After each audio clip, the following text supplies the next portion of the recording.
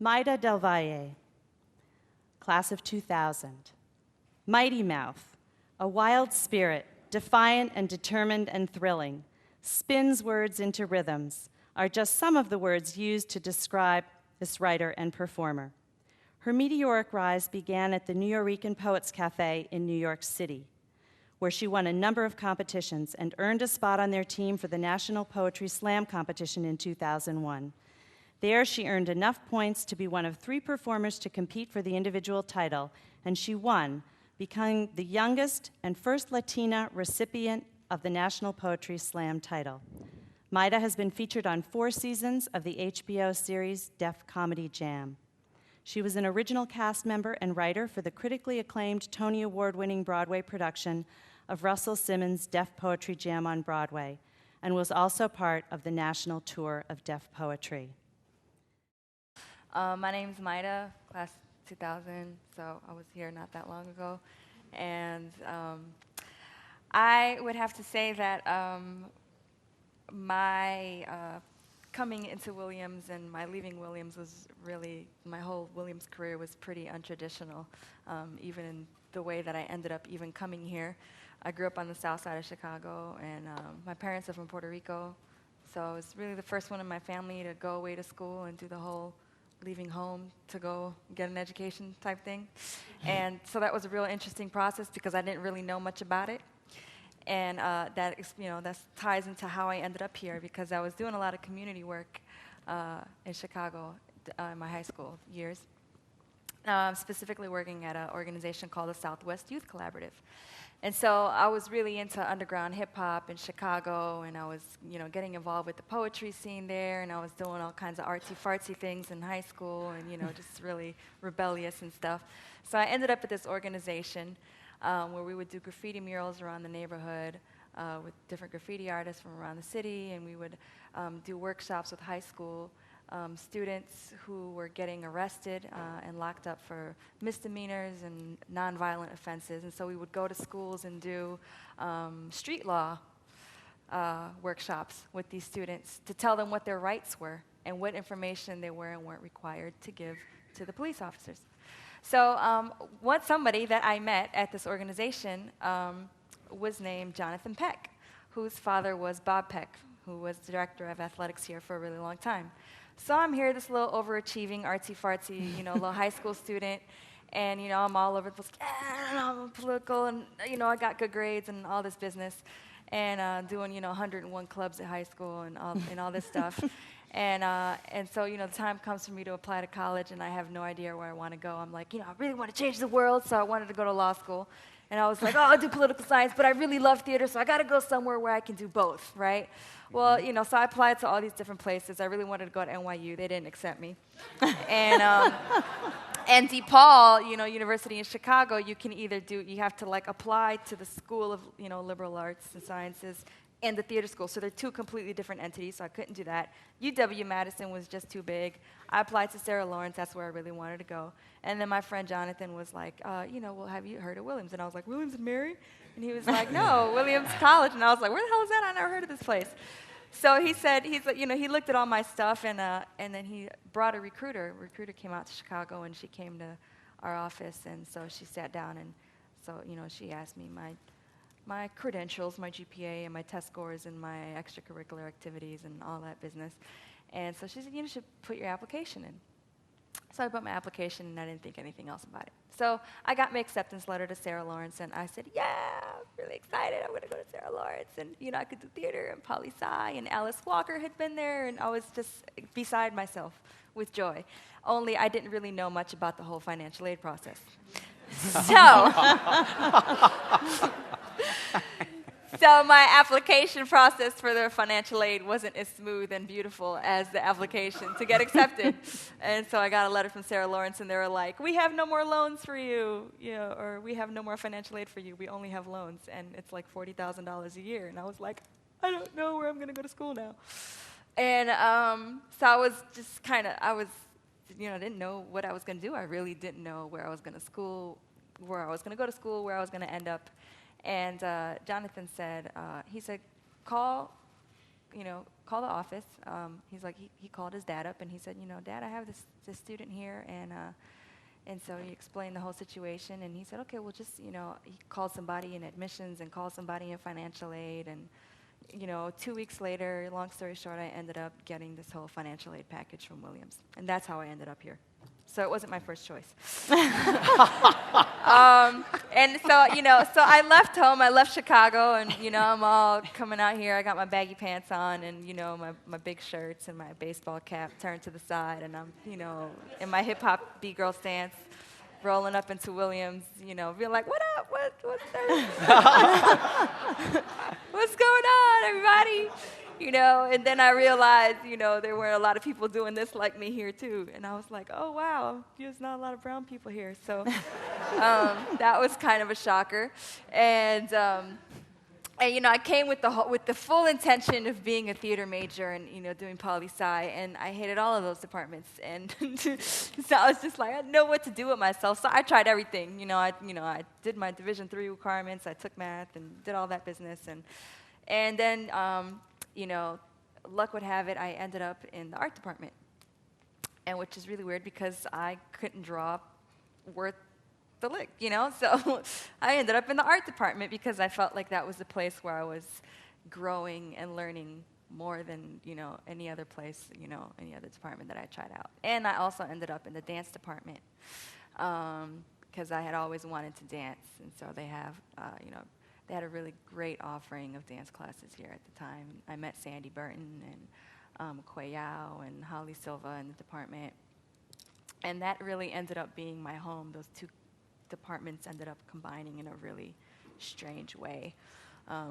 So I'm in the dance department, and I'm doing Kusika, and I'm taking these classes, and I really don't know what I'm going to do there.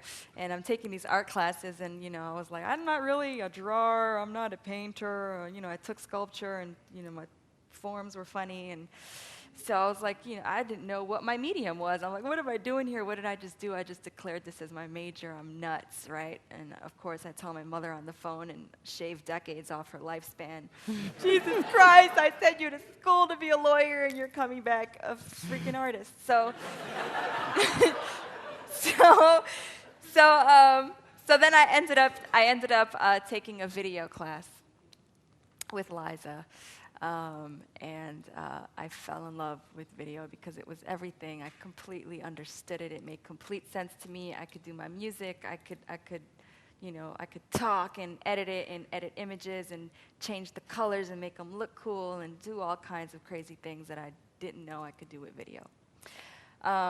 So then I left for 6 months. I went to South Africa for a semester. I came back, and I was completely going through a lot of personal things at the time, and ended up almost wanting to leave with a semester to go. I was just up to here with everything, and I didn't want to stay.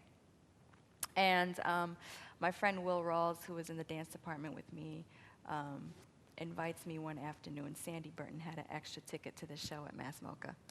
And he says, come with me. I'm going to, go watch this show because I'm doing my independent study. And I was like, well, I'm probably going to leave in like 2 weeks anyway. I didn't have any classes picked out for my last semester. I was just like over it. And so I went with him to the show, and it was a woman doing a dance lecture presentation on Black women in the blues, and then there was a poet from New York, from the Brooklyn Funk Essentials, named Everton Sylvester, who was performing with the Latin Jazz Trio. And that's probably the only reason I ended up staying, because I was like, oh, I'm going to take a year off or whatever. And I sat down with Will, and I talked to him, and I was like, the same people and the same problems are going to be here a year from now. I may as well just get it over in 4 months and be done with it. And so I had applied to do my thesis project in the art studio. I was going to do a documentary about students of color in the arts at Williams, because there's so few of us, right? Because everyone's concerned about making money and doing all that. And art doesn't make you money, right? So there's nobody really who wants to be an artsy-fartsy major. So that was my major. That was going to be my thesis project. And then Will was like, I didn't know what other classes I was going to take. And he's like, well, if you don't have any of the classes you really want to take, make up your own, girl. Do an independent study. And I was like, word. So I did. So I ended up doing this independent study on spoken word and performance. After I saw the show, I started doing all kinds of I just immersed myself. I got books and CDs I couldn't afford with my American Express. And I just started listening and reading and watching, and I tried to go down to New York as often as possible. I went to the Nuyorican Poets Cafe. And that was really funny because my freshman year, I'd been to the Nuyorican on a Friday night when they were slamming. And, some people knew I did the poetry thing, and I wasn't doing it a lot while I was here. And they were like, Mayda, you should come and read your poems here. And I was like, I'm not getting up on that stage until I'm good enough to win. Those people are good. I can't go up there. So my senior year, I'm doing this project, and everything started to just morph itself into being a part of this project. My thesis, my arts thesis became a part of the project. I ended up completely switching my thesis idea, and I just started turning some of my poems into videos, and the videos ended up being in part of this performance that I did. And initially, the whole idea of being having a place to experiment and just take a leap and just try things is definitely what Williams provided me with, especially that last semester. And what I really got out of it was, I had been trying to figure out what my plan was going to be for my life. And the minute I just put my heart and soul into what it was that I loved to do, the plan just miraculously appeared. Just, I didn't have to plan it. Something else was already planning it for me. I hope I didn't give away my whole speech for tomorrow. So I ended up doing this project, and it was amazing. I ended up getting the best grades I'd gotten my whole time here. I jumped to Dean's List. My GPA was like a 3.9, something crazy, and I got honors on my thesis project. The whole thing was just great. And I told myself after I did that show, because I did it for 2 nights, and Will and I did our shows together. He did his dance piece, and I did my performance piece. And I told myself, I was sitting on a bench in front of LaSalle before we had that amazing building that I never got to use. I'm sitting in front of LaSalle reading The Alchemist on this bench, and I'm sitting there, and I remember finishing the book, and I closed it, and I said, this is what I'm doing with the rest of my life. I knew at that moment that this was what I was supposed to be doing. I knew that the sense of responsibility that I became aware of, that I became aware that I had this gift, this ability to stand in front of people and be completely comfortable and tell a story and engage people and get them to listen to me. Was the weight of that kind of, fell on my shoulders at that moment. And I said, that's what I'm here to do. That's what I'm supposed to be doing. And if I deny that, if I try to go to art school and do video installations and all this other business, film school, all this other crap I thought I was going to do, I was like, I'd be wasting that. My home is on a stage. And I haven't looked back since. And some of the work that I wrote while I was here, I ended up doing on Broadway for a Deaf Poetry Jam on Broadway, which ended up winning a Tony Award. And that's what I've been doing full time since then. That's my life.